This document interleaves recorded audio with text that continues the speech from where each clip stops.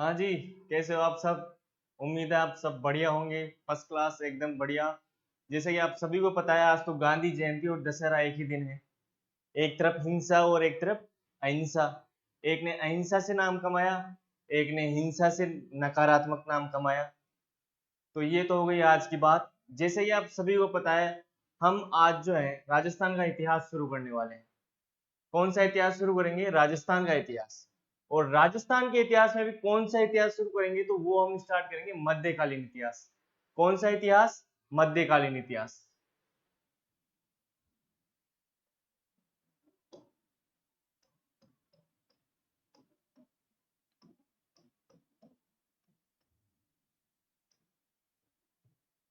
राजस्थान का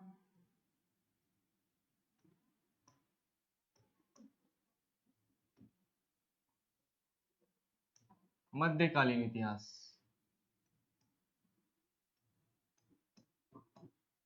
वैसे तो आप बचपन से स्टोरियां सुनते आ रहे होंगे, महाराणा कुंभा की, राणा सांगा की, महाराणा प्रताप की। लेकिन आज जो है हम बहुत विस्तार से पढ़ेंगे। और सबसे पहले हम पढ़ेंगे मेवाड़ के बारे में। किसके बारे में? मेवाड़ के बारे में।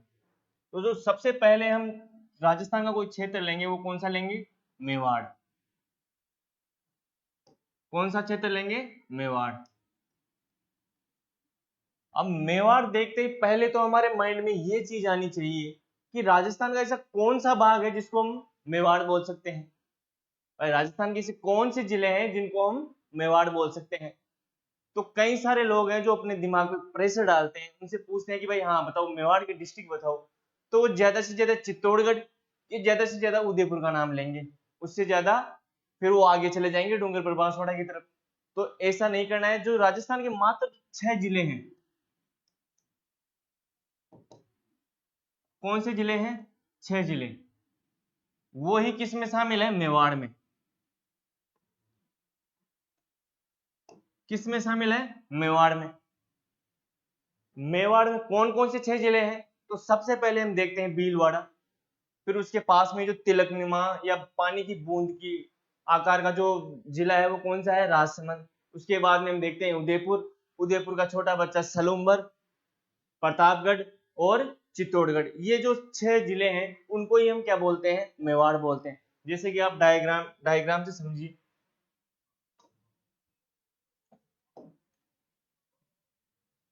जैसे हम एक छोटा सा डायग्राम बनाएंगे। ये तो हो गया आपका भीलवाड़ा। और ये तिलकनुमा आकृति में हो गया आपका राजसमंद। और ये राजसमंद के टच में ही हो गया उदयपुर। और ये उदयपुर में से ही एक निकला है, इसका छोटा बच्चा, वो कौन सा है? स्लोम्बर। उसके बाद में हम देखते हैं, ये चित्तौड़गढ़ हो गया। और चित्तौड़गढ़ और जो सलूम्बर है, इसके ही टच में कौन सा हो गया? प्रतापगढ़ हो गया। तो बेसिकली हम देख सकते हैं कि जो 6 जिले हैं, उनको क्या बोल सकते हैं? मेवाड़। पहला जिला कौन सा हो गया? भीलवाड़ा। दूसरा जिला हो गया हमारा राजसमंद।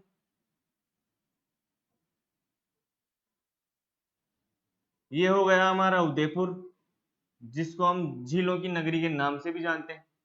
और ये जो इसका छोटा बच्चा जो अभी अभी नया बना है, सलूम्बर। और ये हो गया चित्तौड़गढ़। और ये हो गया प्रतापगढ़। ये चीज हमारे को ध्यान में रखनी है। मैंने पहले ही कहा था कि मात्र ये 6 जिले हैं जिनको हम क्या कहेंगे? मेवाड़। यहाँ तक कि बच्चे जब पूछते हैं उनसे कि भाई मेवाड़ किसको बोलते हैं, तो वो ज्यादा बताते बताते कहाँ चले जाते हैं? डूंगरपुर और बांसवाड़ा की तरफ चले जाते हैं। तो इस चीज का विशेष रूप से ध्यान रखना है कि जो डूंगरपुर और बांसवाड़ा है,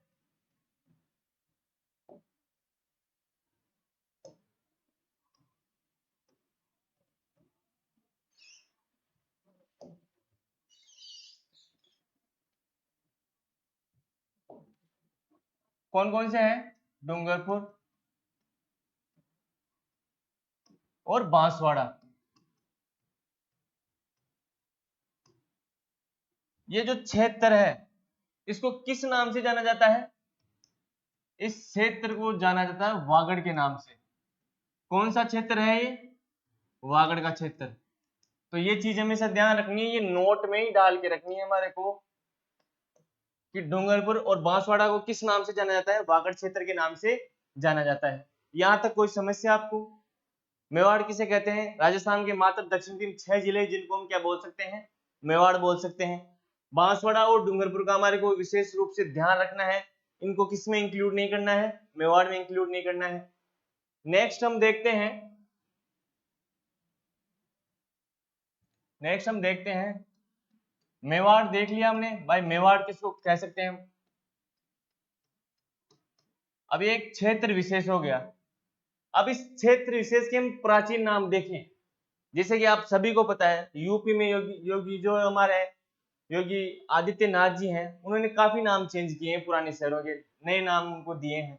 उसी प्रकार से जो मेवाड़ है, मेवाड़ के भी जो हमारे को 3 प्राचीन नाम मिलते हैं, वो 3 प्राचीन नाम कौन कौन से हैं? तो पहला नाम हम देखते हैं मेदपाट। कौन सा नाम है? मेदपाट। दूसरा नाम हम देखते हैं परागवाट। तीसरा नाम हम देखते हैं सीवी जनपद।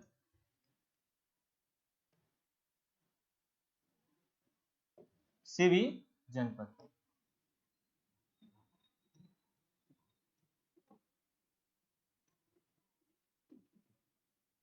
प्राचीन नाम मेवाड़ के 3 कौन से प्राचीन नाम मिलते हैं हमारे को? एक तो मिलता है मेदपाट, एक मिलता है परागवाट, और एक मिलता है हमारे को सीवी जनपद। अब आपके अंदर ये मन में या आपके अंदर जो ये डाउट आ रहा है कि भाई मेदपाट कोई लेना देना ही नहीं है मेवाड़ का मेदपाट से, आप मेदपाट किस बेसिस पे बता सकते हो भाई इस क्षेत्र को मेदपाट कहा जाता था? तो इसका भी हमारे पास सॉल्यूशन है। क्या? ऐसे कहानियां या स्टोरियां बताई जाती है कि पहले किसी जमाने में यहाँ पर मेर और मेव नाम की जनजाति निवास करती थी। कौन सी जनजाति? मेर या मेव नाम की जनजाति। अब आप सभी को पता है कि हमारे राजस्थान में तो नाम बगाड़ने की तो एक बड़ी विकट समस्या या परंपरा मान लो आप, मतलब किसी को सीधे नाम से तो बोला जाता ही नहीं है। अभी जैसे आप मान लो किसी का नाम मुकेश, तो हमारे घर वाले क्या बोलते हैं, वो मुखिया अंडिया। जैसे बेचारे किसी का नाम पांचूराम है, तो उसको क्या बोलते हैं, पांचा। तो उसी प्रकार से जो है मेर या मेव, मेर से करते करते क्या नाम पड़ गया इसका? मेदपाट नाम पड़ गया। तो ये चीज हमारे को ध्यान रखनी है। वैसे तो एक जनरली नॉलेज के रूप में हमारे को ध्यान में रखा जाना चाहिए इस चीज को कि भाई मेर या मेव जनजाति यहाँ पर निवास करती थी, उसी के चलते हुए इसका नाम क्या पड़ गया? मेदपाट पड़ गया। उसके बाद में हम देखते हैं परागवाट। क्या है? परागवाट। परागवाट नाम से ही पता पड़ रहा है कि पथरीला क्षेत्र। भाई पथरीले क्षेत्र को क्या बोला जाता है? परागवाट बोला जाता है। अब जैसे कि आपने कभी उदयपुर चित्तौड़गढ़ इधर गए होंगे कभी आप, तो आपने देखा होगा उधर पर्वत और पहाड़ियां ज्यादा हैं, और जहां पर पर्वत या पहाड़ियां ज्यादा होंगी, तो बेसिक सी बात है वहां पर क्या होगा? क्षेत्र जो क्या है? पथरीला होगा। यानी कि जो पथरीला क्षेत्र है, उस पथरीले क्षेत्र के कारण ही इसको क्या बोला जाता था? परागवाट बोला जाता था। क्या बोला जाता था? परागवाट। किस कारण? पथरीला क्षेत्र होने के कारण।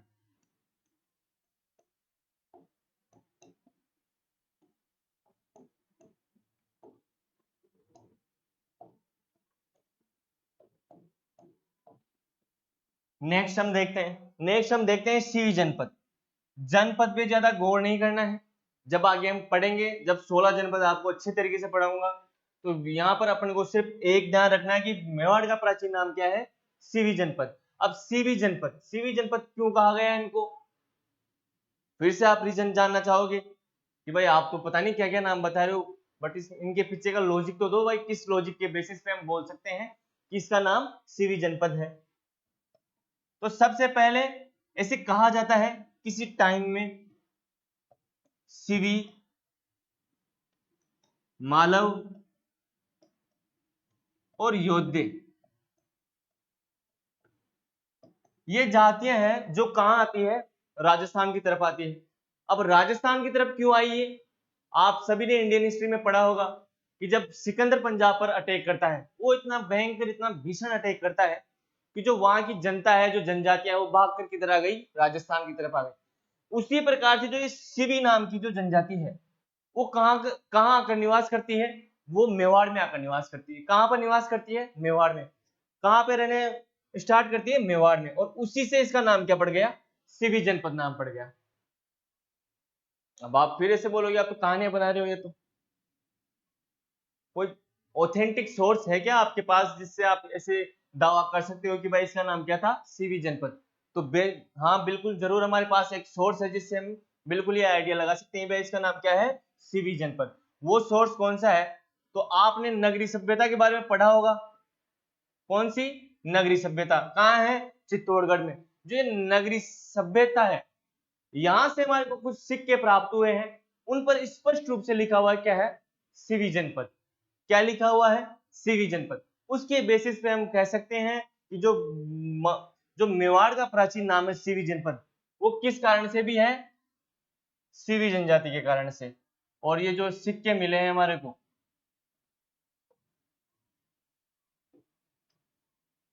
सिक्कों पर क्या लिखा हुआ है, सिवी जनपद।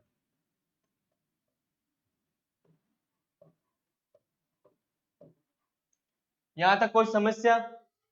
अभी तक हमने कोई बड़ी बारी चीज पढ़ी नहीं है, एक नॉर्मल सी बेसिक सी इंफॉर्मेशन है मेवाड़ के बारे में जो हमारे को पता होनी चाहिए। यहाँ से क्वेश्चन कर लेता है एग्जामिनर मेवाड़ के प्राचीन नामों से। ऐसे मान लीजिए आप लगभग लगभग क्वेश्चन उठाने की कोशिश करता है वो छोटे एग्जामों में। जैसे मेदपाट हो गया, प्रागवाट हो गया और सिवी जनपद हो गया। मेदपाट किस लिए कहा जाता है, मेर या मेव जनजाति निवास करती थी, वहीं से प्रोनाउंसिएशन होता हुआ क्या नाम पड़ा, मेदपाट नाम पड़ा। पथरीला क्षेत्र है, पथरीले क्षेत्र के कारण क्या बोला गया, इसको परागवाट बोला गया। साथ में सीवी जनपद, सीवी जनजाति आकर निवास करती है। साथ में हमारे को एक सोर्स मिलता है नगरी सभ्यता से, जिसमें जहां से जो सिक्के हमारे को मिले हैं उन पे स्पष्ट रूप से क्या लिखा हुआ है, सीवी जनपद लिखा हुआ है। यहां तक कोई समस्या? ये जो 6 जिले हैं इनको क्या बोल सकते हैं हम, मेवाड़।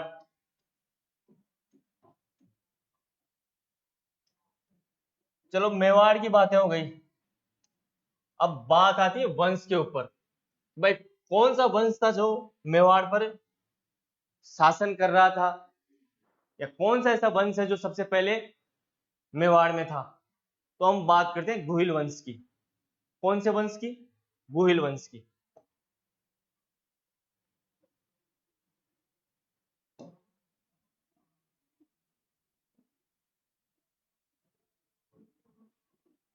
पहली बात, एक नाम है गुहिल, एक नाम है सिसोदिया, एक नाम है गुहलोत, एक है गहलोत।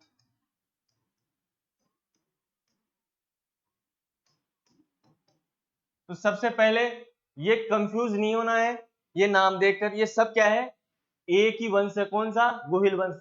इसके अलग अलग नाम नाम हमारे को क्या मिलते हैं, पहला गुहिल, दूसरा सिसोदिया, तीसरा गुहलोत, गहलोत। इनको देखकर कंफ्यूज नहीं होना है। ये क्या है, एक ही वंश है। कौन सा वंश है, जिसको हम बोल सकते हैं गुहिल डायनेस्टी। कौन सा वंश है, गुहिल। इसके बारे में हम सबसे पहले ये पढ़ेंगे कि भाई ये वंश आया कहां से, इसकी उत्पत्ति कहां से हुई। तो इसके बारे में जो हमारे विद्वान हैं, हमारे जो महान इतिहासकार हुए हैं राजस्थान के, वो कुछ इतिहासकार हैं जो इसके वंश के बारे में, इसकी उत्पत्ति के बारे में बताते हैं कि भाई ये वंश यहाँ से आया है। तो वो इतिहासकार कौन कौन से हैं, सबसे पहले हम देखते हैं जो कि हमारे राजस्थान के इतिहास को एक बहुत अच्छा, या कह सकते हैं आप विशाल रूप की जिसने विशाल रूप प्रदान किया है, वो कौन है, कर्नल जेम्स टोड। कौन है, कर्नल जेम्स टोड। उसके बाद में आते हैं हमारे राजस्थान के एक और महान इतिहासकार गौरीशंकर ओझा जी। कौन है, गौरीशंकर ओझा जी। उसके बाद में आते हैं भंडारकर साहब।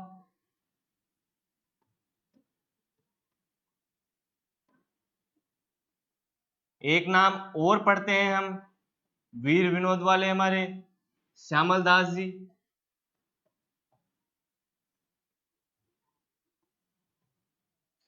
एक इतिहासकार हम पढ़ते हैं गोपीनाथ शर्मा जी।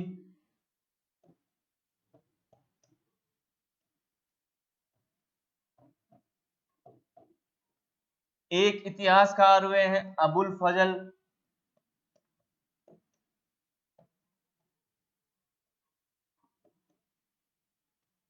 और इनके साथ में हम ले लेते हैं मोहम्मद नैन्सी को।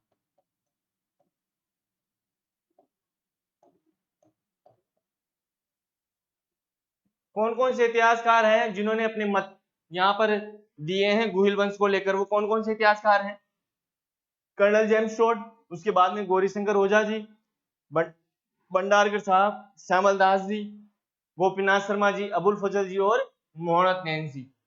तो ये जो इतिहासकार हैं, इनमें से हम एक एक इतिहासकार का मत पढ़ेंगे। तो सबसे पहले हम पढ़ते हैं कर्नल जेम्स टोड के बारे में। इन्होंने क्या कहा है गुहिल वंश के बारे में?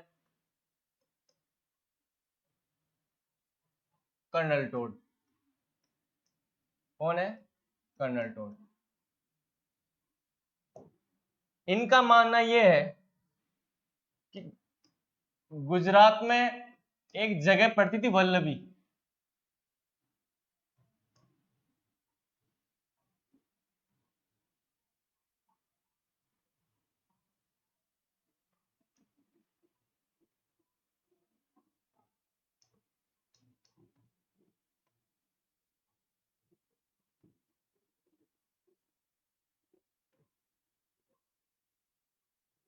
अब कर्नल टोड जी का मानना यह है कि गुजरात में एक जगह पड़ती है वल्लभी, वहां के शासक जो है उसके वंशज कौन है? वो है गोहिल। यानी कि गुजरात में एक वल्लभी है, वहां पर एक राजा है, उसके वंशज ही कौन है? गोहिल है। तो इसके पीछे की कहानी हम देखते हैं। पहली बात, जो वल्लभी का राजा ये बताते हैं, वो बताते हैं किसको? शिलादित्य को। कौन है? शिलादित्य को। और जो इस शिलादित्य है, इसकी शादी किससे हो रखी है? वो है आबू के परमार वंश की रानी, रानी पुष्पावती। कौन है? ये पुष्पा वाली, पुष्पा जो मूवी है वो वाली पुष्पा नहीं है, उसमें पुष्पा कौन है? मेल। और यहाँ पर कौन सा करेक्टर है पुष्पावती वाला? फीमेल। तो ये ध्यान में रखना है। शिलादित्य किससे शादी करता है? पुष्पावती। पुष्पावती कहाँ की रानी है? जो है आबू के परमार वंश हुए हैं, उनकी ही एक राजकुमारी कौन है? पुष्पावती। अब यहाँ पर स्टोरी हमारे को ये मिलती है कि जो शिलादित्य और पुष्पावती है, इनके पुत्र जो है, यानी पुत्र रत्न की इनको प्राप्ति नहीं हो रही थी। 5-6 बेटियां होने के बाद में जनता भी बातें करना शुरू कर देती है कि भाई अब राजा जी को वंश मिलेगा या नहीं मिलेगा, क्या राजा जी का वंश नहीं बढ़ेगा? ये तो उस प्रकार से हुआ जैसे कि शिलादित्य जी की पहले बेटी हुई, तो इन्होंने इंस्टाग्राम पे पोस्ट कर दिया, भाई माता रानी की कृपा से क्या हुआ, जो है बेटी की प्राप्ति हुई, या फिर एक माता रानी का आशीर्वाद ही मान लो आप। भाई बेटियां तो क्या है, माता रानी का आशीर्वाद ही है। उसी प्रकार से इंस्टाग्राम पे पोस्ट करते हैं तो जनता बड़ी खुश होती है, भाई हाँ चलो राजा जी की संतान तो हुई। ऐसे ही राजा जी डेली पोस्ट करते, डेली क्या मतलब एक एक दो दो साल का गैप। हाँ, तो उसके बाद में वो पोस्ट करते तो 7 बेटियां हुई शिलादित्य के। अब शिलादित्य जी के भी माइंड में टेंशन है बहुत ज्यादा। वो पोस्ट तो कर रहे हैं लेकिन उनका मन काफी क्या है, दुख है, दुखी है। जनता मजाक और बना रही है कि अब तो राजा जी को वंश ही नहीं मिलेगा। अब राजा जी को वंश ही नहीं मिलेगा तो इनको वंश आगे बढ़ेगा कैसे? वंश चलाने के लिए क्या चाहिए? इनको पुत्र चाहिए। अब ये चीजें मार्केट में फैल चुकी है, राजा जी क्या नहीं हो रहा, पुत्र नहीं हो रहा। तो हर चीज का कोई ना कोई सॉल्यूशन तो होता ही है। अब ऐसे एक दिन दरबार लगा हुआ था। अब दरबार लगा हुआ था तो राजा जी काफी टेंशन में दिखे, कोई वहीं पे इनका दरबारी बैठा होगा, तो उसने पूछ लिया, भाई राजा जी क्या बात है? तो राजा जी कहते हैं जैसे आपको पता ही नहीं है क्या बात है क्या बात नहीं है। तो फिर दरबारी कहता है कि एक सॉल्यूशन है इसका। भाई सॉल्यूशन बताओ। भाई मेवाड़ की एक माता है अंबा माता, अगर रानी साहिबा वहां पर जाकर अम्बा माता की पूजा करती है तो अवश्य ही आपको क्या है, पुत्र रत्न की प्राप्ति होगी। और ये चीजें तो आपने मतलब गांव में भी देखी होगी।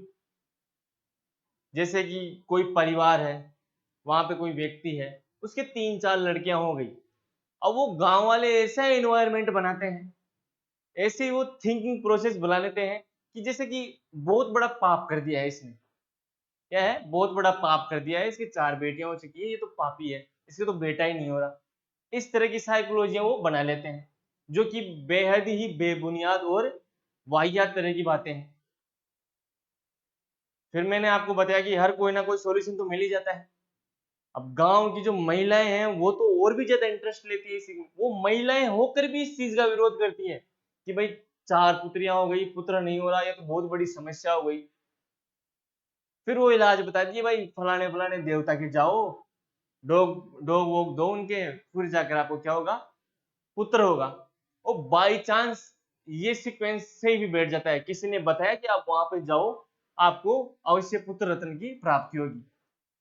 तो भाई साहब, फिर जो वो रोला जमाता है ना वो इंसान जिसने वो बताया है कि भाई मैंने तो पहले ही बोला था कि भाई आप वहां पर जाओ, अवश्य आपको क्या मिलेगा, रिजल्ट मिलेगा। तो ठीक उसी प्रकार से ये एडवाइस किसको मिलती है, शिलादित्य जी को मिलती है। शिलादित्य जी आकर पुष्पावती को कहते हैं कि भाई आप जाइए अम्बा माता की पूजा करके आइए। आप वैसे भी गर्भवती हो, क्या पता माता रानी का आशीर्वाद अपन को किस रूप में मिल जाए, पुत्र के रूप में मिल जाए। तो पुष्पावती जी कहाँ पे जाती हैं, मेवाड़ आती हैं अम्बा माता की पूजा करने। अब अम्बा माता की पूजा वूजा सब हो गई। अब उसके बाद में वापस से क्या है, वल्लभी की तरफ जा रही है। तो बीच में इनको एक नागर ब्राह्मण मिलता है, और नागर ब्राह्मण मिलकर कहता है कि भाई रानी जी कहाँ जा रहे हो। तो रानी कहती है भाई कहाँ जाऊंगी, मेरे घर जा रही हूँ, और कहाँ जाऊंगी, मेरे राज्य में जा रही हूँ।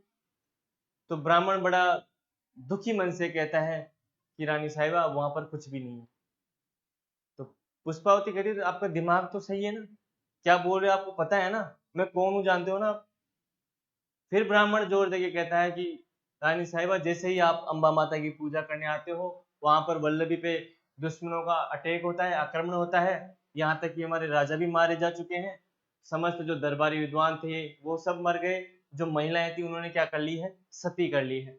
अब ये चीज सुनकर रानी के माइंड में सीधा कौन सा वर्ड आता है, सती, कि भाई अब कुछ बचा ही नहीं है, मेरे राजा ही नहीं बचे, मेरे जो रानियां हैं वो ही नहीं बची, तो फिर मैं जिंदा रहकर क्या करूंगा, मेरे को भी क्या होना है, सती होना है। अब ब्राह्मण को ये बात पता थी कि भाई रानी साहिबा क्या है, पेट से हैं। तो ब्राह्मण ने उनको एक सुझाव दिया कि भाई रानी साहिबा आप स्वयं सती हो सकते हो, कोई समस्या नहीं है, लेकिन आपके पेट के अंदर क्या है, राजा जी की संतान है। अगर आप उसको लेकर सती होते हो तो आपको ये क्या है, पाप का भागीदारी बना देगा। किसका भागीदारी बना देगा, पाप का भागीदारी बना देगा। तो रानी जी साहिबा कहते हैं भाई चलो इंतजार करते हैं। कुछ दिन निकलते हैं, रानी साहिबा संतान को जन्म देती है। और वही जैसे मैंने आपको कहा था कि किस रूप में प्राप्त होती है संतान, पुत्र के रूप में प्राप्त होती है। अब जैसे ही उन्होंने बच्चे को जन्म दिया और वो क्या हो जाते हैं, सती हो जाते हैं, उन्होंने क्या कर लिया है, सती कर ली है। अब बच्चा किसके पास है, बच्चा है ब्राह्मणों के पास, नागर ब्राह्मणों के पास बच्चा है। अब उन ब्राह्मणों के भी मन में ये भय था कि भाई अगर दुश्मनों को पता पड़ गया कि भाई इनके पास जो क्या है, शिलादित्य का बच्चा है, तो इसको तो मारेंगे, जो मारेंगे हमारे को पता नहीं कितने भयंकर तरीके से मारेंगे भाई, हाल ही बेहाल कर देंगे वो तो एक तरीके से। तो ये चीज है। अब बच्चे को लेकर वो कहां पर रहते, गुफाओं में रहते, कहां पर रहते, गुफाओं में रहते। और वहीं से ही कहानियां बढ़ना स्टार्ट हो गई कि गुफाओं में रहने के कारण ही उसका नाम क्या पड़ा, उस बच्चे का गुहादित्य पड़ा। और गुहादित्य करते करते वो प्रोनाउंसिएशन इस तरह आया, गुहिल के रूप में। किसके रूप में आया, गुहिल के रूप में। तो एक तो टोड जी की थ्योरी कौन सी है, ये जो ये स्टोरी बताते हैं कि भाई ऐसे पुष्पावती थी, राजा जी थे शिलादित्य, पुष्पावती अम्बा माता की पूजा करने जाती है, पुत्र रत्न की प्राप्ति होती है, उसके बाद में ये सब मैंने आपको स्टोरी बताई है वो होता ही है। नेक्स्ट ये तो हो गई टोड जी की बात। टोड जी की बात में मैंने बता दिया अम्बा माता। जो एक चीज आपको ये भी ध्यान में रखनी है, कहाँ की राजकुमारी थी ये,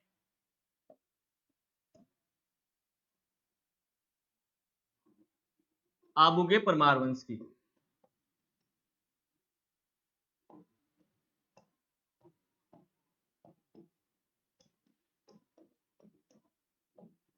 कहाँ की राजकुमारी थी? आबू के परमार वंश की। और कौन से ब्राह्मण आकर इनको बोलते हैं, स्टोरी बताते हैं, वो है नागर ब्राह्मण। कौन से हैं? नागर ब्राह्मण। यहां तक क्लियर है? एक बार वापस से देखते हैं चीजों को। कौन से डिस्ट्रिक्ट है जिनको हम मेवाड़ बोल सकते हैं? राजसमंद, भीलवाड़ा, उदयपुर, सलूमगढ़, चित्तौड़गढ़ और प्रतापगढ़। उसके बाद में प्राचीन नाम देखते हैं। प्राचीन नाम कौन कौन सा है? मेदपाट। मेर या मेव जनजाति के कारण क्या नाम पड़ा? मेदपाट। पथरीला क्षेत्र था तो पथरीले क्षेत्र के कारण नाम क्या पड़ा? परागवाट। यहां तक कि सिवी मालवयोद्ध जनजाति यहाँ इधर आती है, सिवी जनजाति के कारण इसका नाम पड़ता है सिवी जनपद। और हमारे को एक सोर्स मिलता है, वो कौन सा है? नगरी सभ्यता से मिलता है। वहां पर जो सिक्के मिलते हैं उन पर स्पष्ट रूप से लिखा हुआ है क्या है कि ये जो है सिक्के हैं, इन पर क्या लिखा हुआ है? सिवी जनपद। नेक्स्ट, कौन कौन से इतिहासकार जो है हमारे को इस वंश के बारे में बताते हैं? टोड जी हैं, डी आर भंडारकर जी हैं, श्यामल दास जी हैं, गोपीनाथ शर्मा जी हैं, अबुल फजल जी हैं। और जो ये मैंने आपको ये जो बताया है कि कौन से हैं, गुजरात के जो वल्लभी के शासक है उसके वंशज कौन है? गोइल है। तो इसका समर्थन कौन करते हैं? टोड जी का समर्थन कौन करते हैं? तो टोड जी का समर्थन करते हैं श्यामल दास जी। श्यामल दास जी समर्थन, और समर्थन कहां पर करते हैं? और ये समर्थन करते हैं अपनी बुक वीर विनोद में। किसमें करते हैं? वीर विनोद में। इनकी एक पुस्तक है वीर विनोद नाम से, काफी प्रचलित है हमारे राजस्थान में, काफी सारी जानकारी हमारे को इस पुस्तक से मिलती है। तो वो कौन सी बुक है? वीर विनोद। उसमें ये क्या करते हैं? टोड जी का समर्थन कर देते हैं। यहां तक क्लियर है बात? नेक्स्ट हम देखते हैं।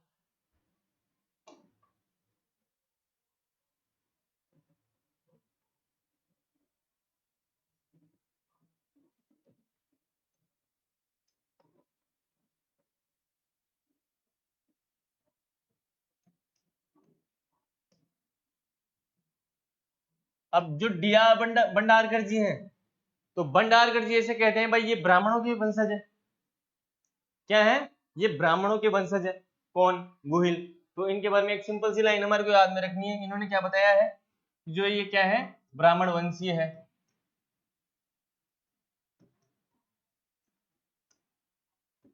कौन है ब्राह्मण वंशीय? तो वो क्या है? गोहिल है ब्राह्मण वंशीय।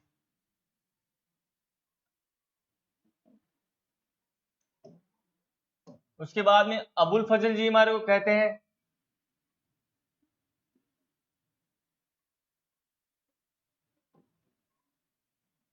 अब अबुल फजल जी का जो मत है वो तो बिल्कुल डिफरेंट मत है एक तरीके से।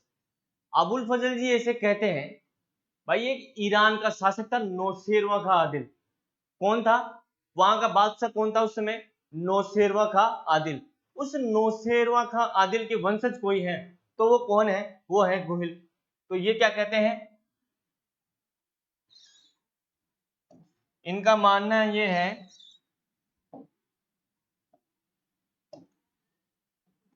कि ईरान का बादशाह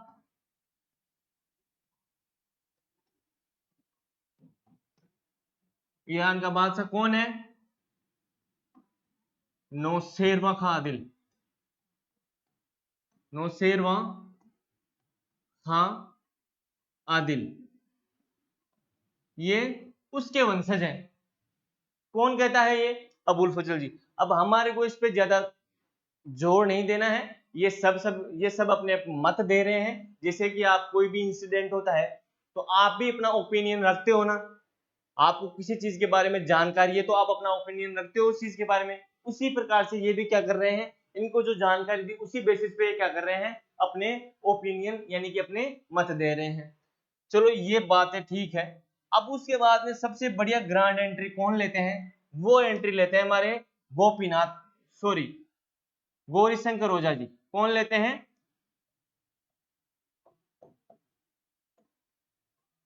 गौरीशंकर ओझा जी।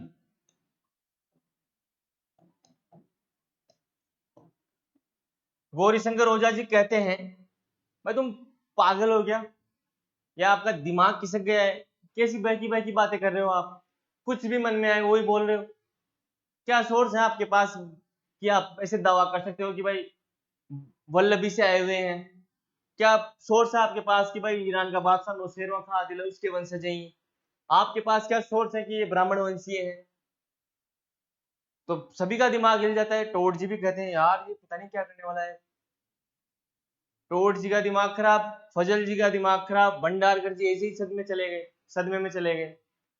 उसके बाद में गोपीनाथ गौरीशंकर ओझा जी कहते हैं भाई मेरे पास ऐसा सोर्स है, ऐसा रिटर्न मान लो, रिटर्न एविडेंस है जिससे आपको 110% क्या है श्योरिटी मिलेगी। किसके बारे में? गुहिलों के बारे में।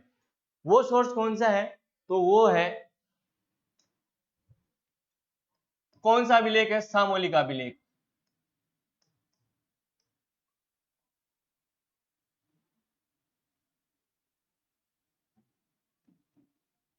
कौन सा अभिलेख है? सामोली का अभिलेख। अब इस सामोली अभिलेख के बारे में कहते हैं भाई जब मैं, गौरीशंकर जी, जब मैं उदयपुर गया, उदयपुर के मैं भोमट क्षेत्र में जा रहा था, उस भोमट क्षेत्र में मेरे को वहां पर एक जगह पड़ती है सामोली, वहां से एक शिलालेख मिला है, एक अभिलेख मिला है।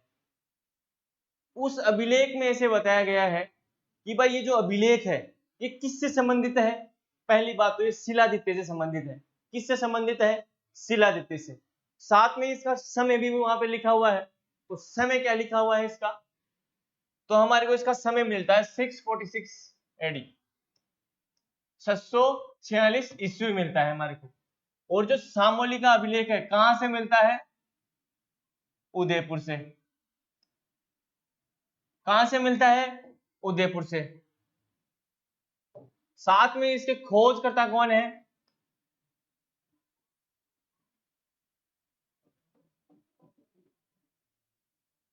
खोजकर्ता कौन है? तो खोजकर्ता है गौरीशंकर ओझा जी।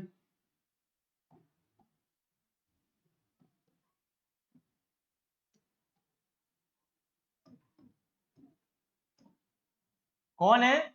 गौरीशंकर ओझा जी। वो इसका समय क्या बताते हैं? उसका समय बताते हैं 646, यानी कि 646 ईस्वी का क्या बताते हैं हमारे को? समय बताते हैं। अब ये उस अभिलेख के बारे में जानकारी दे रहे हैं कि भाई सबसे पहले ये अभिलेख किससे संबंधित है? शिलादित्य से संबंधित है। किससे संबंधित है?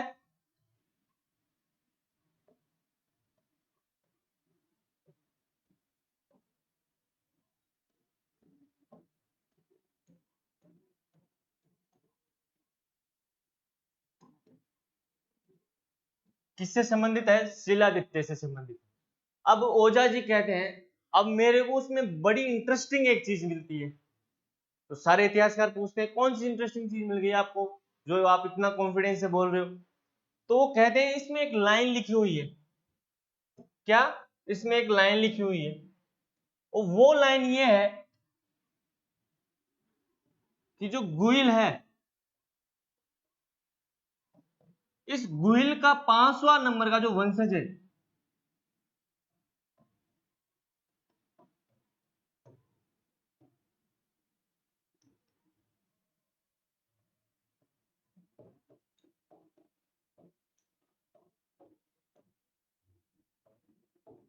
वो ऐसे बताते हैं कि भाई जो गोइल है उसका जो 5वां नंबर का जो वंशज है वो कौन है? शिलादित्य।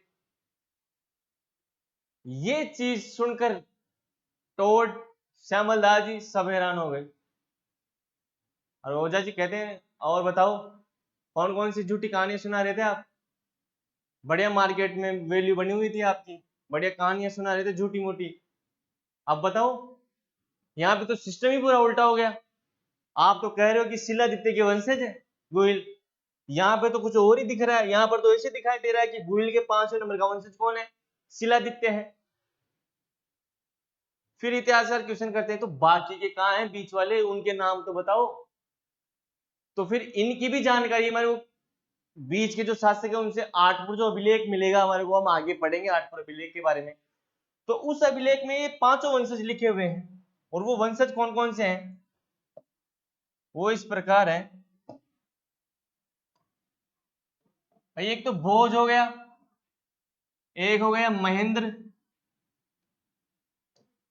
एक हो गया नाग, एक हो गया शिलादित्य। कौन हो गया? शिलादित्य। भाई पांचवें नंबर का वंशज कौन है? शिलादित्य। पहले पे कौन आ गया? गुहिल आ गया, फिर भोज आ गया, फिर महेंद्र आ गया, फिर आग आ गया और फिर शिलादित्य आ गया। यहां तक कोई कंफ्यूजन आपको? स्पष्ट सी चीजें हैं। सामोली का अभिलेख मिलता है गौरीशंकर ओझा जी को। कहां से मिलता है? उदयपुर से मिलता है। इसमें क्या लिखा हुआ है कि भाई गुहिल का पांचवें नंबर का वंशज कौन है? शिलादित्य है। यहां तक कोई समस्या नहीं होनी चाहिए मेरे हिसाब से। तो बिल्कुल सिंपल सिंपल सी चीजें हैं हमारे को जो किससे मिलती है? सामोली के अभिलेख के बारे में। यहाँ हम सामोली के अभिलेख के बारे में और बात करें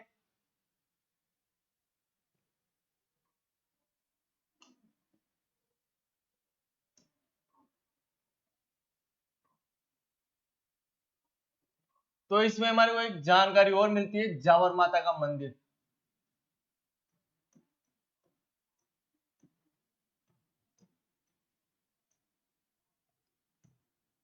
जावर माता का मंदिर। अब इसके पीछे एक थोड़ी सी कहानी है, वो मैं बताता हूँ आपको। भाई यहाँ पर जो है राजस्थान में एक जगह पड़ती थी वडनगर। कौन सी? वडनगर। यानी कि जो वर्तमान का जो बसंतगढ़ है, कौन सा गढ़ है? बसंतगढ़।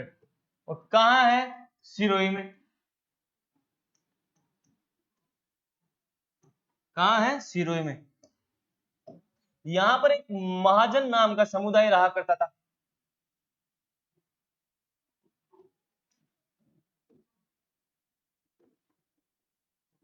कौन से नाम का समुदाय रहा करता था? महाजन नाम का समुदाय रहा करता था। तो ये जो महाजन समुदाय है, जो यहाँ बसंतगढ़ से चलकर कहाँ जाता है? मेवाड़ की तरफ आ जाता है। मेवाड़ में आते हैं। अब समुदाय हो गया तो बेसिक सी बात है, समुदाय का एक लीडर तो होगा। भाई सभी मिलकर किसी एक व्यक्ति को क्या बनाएंगे? लीडर बनाएंगे। बेसिक सी बात है, आपने देखा ही होगा जो हमारे वर्तमान में जो संगठन चल रहे हैं, जो समुदाय बने हुए हैं, उनमें एक व्यक्ति हमारा क्या होता है? मुखिया होता है। जिस प्रकार से हमारे देश का मुखिया कौन है? प्रधानमंत्री है, हमारे मोदी जी हैं। उसी प्रकार से क्या है, जो ये समुदाय है, इनमें जो प्रमुख मुखिया होता था, कौन? मुखिया। उस मुखिया की पोस्ट का नाम क्या था? उस मुखिया की पोस्ट का नाम था महत्तर। क्या था? महत्तर। यानी कि जिस प्रकार हमारे प्रधानमंत्री पद है ना, उसी प्रकार से क्या है? महत्तर। महत्तर पद है किसका? जो मुखिया बनेगा।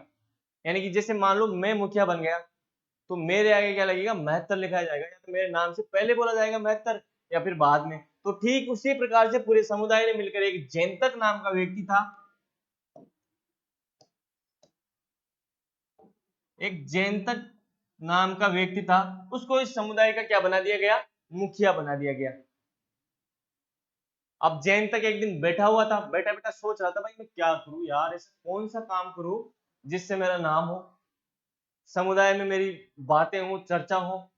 तो ये इसके दिमाग में एक आइडिया आता है कि भाई क्यों ना मैं एक मंदिर का निर्माण करूं। और इसको मंदिर का निर्माण करवाना है तो इसको अपने समुदाय के लोगों से तो पूछना पड़ेगा। भाई ऐसे कैसे मंदिर का निर्माण करवा देगा बिना समुदाय का समर्थन हुए बिना? तो ये जाता है और अपने समुदाय से आज्ञा लेता है कि भाई इस प्रकार का मैं काम करना चाह रहा हूँ। तो समुदाय वाले भी कहते हैं भाई अच्छी बात है, अगर आप मंदिर का निर्माण करवाना चाह रहे हैं तो करवाओ, बेसिक सी बात है। अगर आप निर्माण करवाओगे मंदिर का, हमारे समुदाय का नाम होगा, लोग बाग हमारे समुदाय के बारे में जानेंगे, भाई इस प्रकार का भी समुदाय था जिसने ऐसा मंदिर बनवा दिया। तो फिर ये समुदाय का सहयोग प्राप्त कर एक मंदिर का निर्माण करवाता है, उस मंदिर को हम किस नाम से जानते हैं? उस मंदिर को हम जानते हैं अरण्यवासिनी का मंदिर।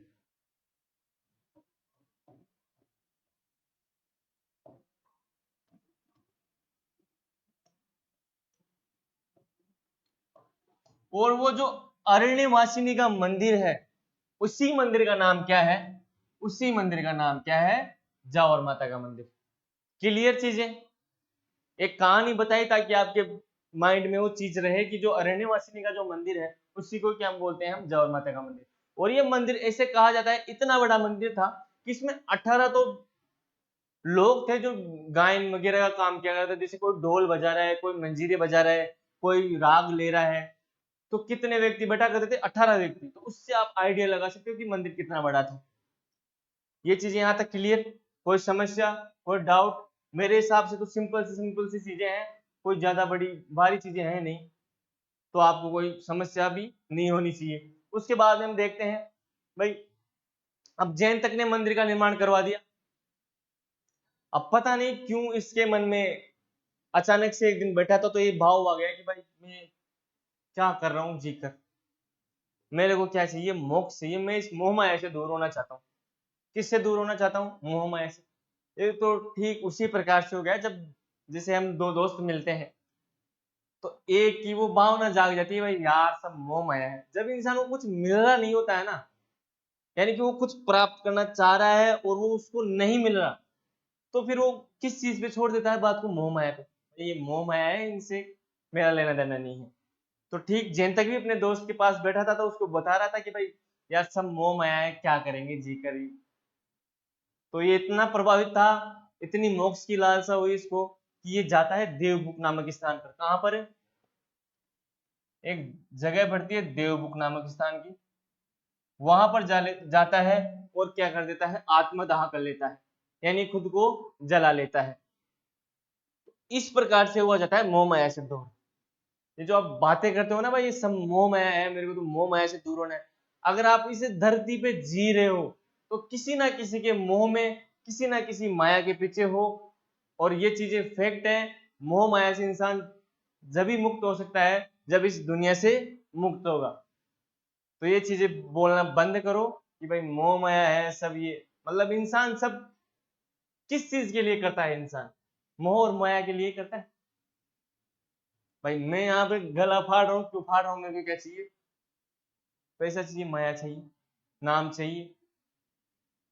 तो ठीक उसी प्रकार से है, क्या है? जैन तक अपने आप को क्या कर लेता है? आत्मदाह कर लेता है। यहां तक क्लियर?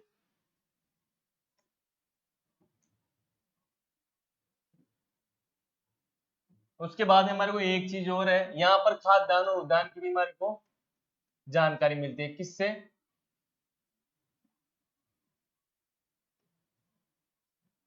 सामूहिक के अभिलेख से।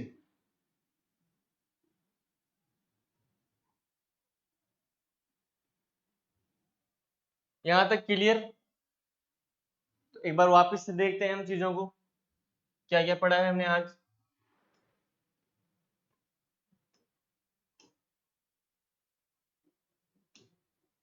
सबसे पहले हमने कौन सा इतिहास शुरू किया है? राजस्थान का मध्यकालीन इतिहास। उसमें सबसे पहले हमने कौन सा टॉपिक लिया है? मेवाड़। और मेवाड़ किसको कह सकते हैं? राजस्थान के वो दक्षिणी तीन वो 6 जिले हैं जिनको हम मेवाड़ कह सकते हैं। कौन कौन से हैं? पहला हो गया राजसमंद, दूसरा हो गया भीलवाड़ा, तीसरा उदयपुर, उदयपुर का बच्चा सलूम्बर, प्रतापगढ़ और चित्तौड़गढ़। ये डायग्राम के माध्यम से मैंने आपको बता भी दिया है भाई कौन कौन सी जगह पर स्थित है ये जिले, कौन सा क्षेत्र है जिसको हम क्या बोल सकते हैं? मेवाड़ बोल सकते हैं। उसके बाद में डूंगरपुर और बांसवाड़ा, इनका में विशेष रूप से ध्यान देना है। हम फ्लो ही फ्लो में आगे निकल जाते हैं और फिर वो हमारा सबसे बड़ा माइनस पॉइंट हो जाता है। वो तो ठीक उसी प्रकार से भाई हमारी सबसे फेवरेट सब्जेक्ट कौन सी है? हिस्ट्री। और जब मैं एग्जाम से बाहर निकलते हैं और वो बाहर निकल कर कहते हैं यार मेरे हिस्ट्री का क्वेश्चन गलत हो गया, तो वो चीज बहुत दुख देती है फिर बाद में। भाई अपनी जो फेवरेट सब्जेक्ट है उसका क्वेश्चन अगर गलत होता है ना तो वो बहुत ज्यादा पेनफुल होता है फिर। तो ऐसी चीजों का ध्यान रखना, ये छोटी छोटी चीजें हैं, यही हमारे को उसमें ध्यान में रखनी पड़ती है। उसके बाद में प्राचीन नाम देखते हैं मेवाड़ के। तो पहला नाम है मेदपाट। क्यों बोला जाता है? मैंने आपको बता दिया, मेरिया में जनजाति रहती थी इसके कारण। प्रागवाट पथरीला क्षेत्र है। सिवी जनपद या सिवी मालव योद्धे, सिकंदर अटैक करता है पंजाब से, पंजाब पर, वहां से सिवी जनजाति कहां पर आ जाती है? मेवाड़ में आ जाती है। यहीं से क्या नाम पड़ जाता है इसका? सिवी जनपद नाम पड़ जाता है। नेक्स्ट, गोइल सिसोदिया वंश। सबसे पहले हम कौन सा वंश पढ़ रहे हैं? गोइल वंश। गोइल वंश के बाद कौन कौन से इतिहासकार हैं जो हमारे को इनके वंशजों की या इनकी उत्पत्ति की जानकारी देते हैं? कौन कौन से? टोट साहब हो गए, भंडारकर साहब हो गए, ओझा जी हो गए, गोपीनाथ शर्मा जी हो गए, अबुल फजल जी हो गए, मोहनत नैंसी जी हो गए। बाकी जो बचे हैं उनके बारे में हम नेक्स्ट क्लास में देखेंगे। उसके बाद हम देखते हैं टोट जी कौन सा मत देता है अपना। वो कहते हैं भाई गुजरात में एक जगह पड़ती है वल्लभी, वहां का शासक है शिलादित्य। उस शिलादित्य की पत्नी है पुष्पावती। उसके आगे की आपकी स्टोरी मैंने बता दी आपको। जो ये घटनाक्रम है इसके उपलक्ष्य में क्या है, गुहिल की उत्पत्ति हुई है। इसका समर्थन कौन करते हैं, तो इसका समर्थन करते हैं श्यामल दास जी। नेक्स्ट है डी आर भंडारकर साहब। वो क्या कहते हैं कि भाई ये क्या है, ब्राह्मण वंशी है। मैंने बताया था कि ब्राह्मणों ने इनको पालन पोषण किया था, तो ये उसी बेसिस पे कहते हैं कि ये क्या है, ब्राह्मण वंशीय है। अबुल फजल जी कहते हैं कि ईरान का एक बादशाह था नौशेरवां खां आदिल, ये उसके वंशज है। फिर कौन एंट्री लेते हैं, ओझा जी। ओझा जी कौन सा अभिलेख सर्च करके लाते हैं, ओझा जी सर्च करके लाते हैं सामोली का अभिलेख 646। उसे सामोलिक अभिलेख में बताया जाता है कि कहां से मिला है, उदयपुर से। खोजकर्ता कौन है, ओझा जी। शिलादित्य से संबंधित है। गोयल का 5वां वंशज कौन है, शिलादित्य। ये हो गया भोज, महेंद्र नाग और शिलादित्य। हाँ, एक चीज यहाँ पर हमने मिस कर दी भाई, हम गोयल का एक्चुअली टाइम पीरियड क्या डिसाइड कर सकते हैं, तो उस चीज के ऊपर बहस चल रही थी भाई। अभिलेख कब मिला ओझा जी को, 646 में मिला। तो अब ये डिसाइड कर रहे हैं कि भाई हमारे को गोयल का एक टाइम, निश्चित टाइम पीरियड तो देना है ना, क्योंकि उससे लोगों को ये पता चले भाई हाँ गोयलों की उत्पत्ति का ये टाइम है। तो इन्होंने बैठ के काफी समय तक सोच विचार किया, और उसके बाद में सोच विचार करने के बाद में एक निष्कर्ष पर निकलते हैं। वो निष्कर्ष ये निकलता है कि इन्होंने डिसाइड किया भाई कम से कम एक राजा ने 20 साल तो शासन किया होगा। कितने साल शासन किया होगा, 20 साल। यानी कि एक राजा कम से कम कितना शासन कर सकता है, अप्रोक्सीमेटली इन्होंने आइडिया लगाया 20 साल का। भाई अपन मान लेते हैं भाई 20 साल कौन कर गया, भोज कर गया, 20 साल गोहिल कर गया, 20 महेंद्र कर गया, 20 नाग कर गया, और 20 शिलादित्य कर दिया। तो ये कब का मिला है, 646 में मिला है ना हमारे को ये अभिलेख। भाई सामोलिक अभिलेख हमारे को 646 में मिला है। इसमें से माइनस कर दो 20, तो क्या आ जाएगा 626। उसके बाद में 20 और माइनस कर दो 606।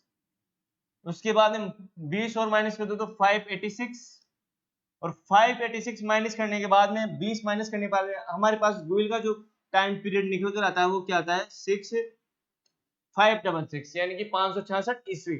यानी कि ये एक उन्होंने आइडिया लगाया है, अनुमान लगाया था कि भाई एक राजा कम से कम 20 साल शासन किया होगा उसने। उसी के चलते हुए इन्होंने क्या है, गोयलों का टाइम पीरियड निकाला, और इसी के उपलक्ष्य में हम कह सकते हैं कि भाई गोयल का जो टाइम पीरियड है वो क्या है, 566 ईस्वी। यानी गोयल वंश की जो शुरुआत हुई वो कब हुई, 566 ईस्वी पूर्व यहाँ पर इसकी शुरुआत होती है। तो यहाँ पर क्लियर है, चीज समझ में आ गई। भाई मैंने बताया था 5वें नंबर का वंशज कौन है, शिलादित्य। और शिलादित्य को काफी महान राजा बताया गया है इस शिलालेख में। क्या है, इस शिलालेख में शिलादित्य की भरपूर तरीके से इसे तारीफें की गई है, जिस प्रकार से वो उस समय का राजा रहा।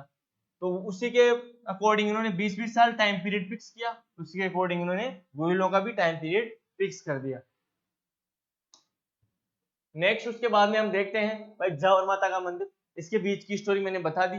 वडनगर बसंतगढ़ जो सिरोही में है, वहां पर एक समुदाय निवास करता था। कौन सा समुदाय, महाजन समुदाय। महाजन समुदाय का एक मुखिया कौन था, जयंतक।